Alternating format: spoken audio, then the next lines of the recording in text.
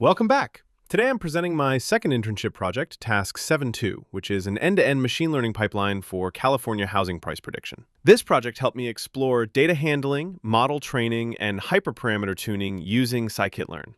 First, I loaded the California Housing Dataset using Fetch California Housing from Scikit-learn. I converted it into a pandas data frame and performed basic exploration using info, describe, and hist functions. This helped me understand the data distribution and missing values. Next, I used Seaborn's heat map to visualize correlations between features and the target variable, median house value. Features like median income and house age had noticeable impact. I then split the data into training and testing sets using train-test-split and separated the labels from the features. To handle missing values, I used simple imputer with a median strategy and then applied standard scaler for normalization. With data cleaned and scaled, I trained a linear regression model and evaluated it using root mean square value. The model performed well, but to check consistency, I also used tenfold cross-validation.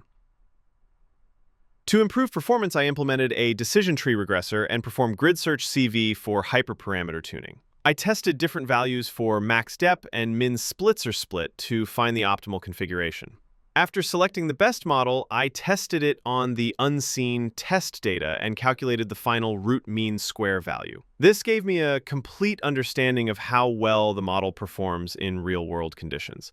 All the code output screenshots and graphs such as histogram, heat map, root mean square value, and best parameters are saved and explained in the report and GitHub repository. Thank you for watching.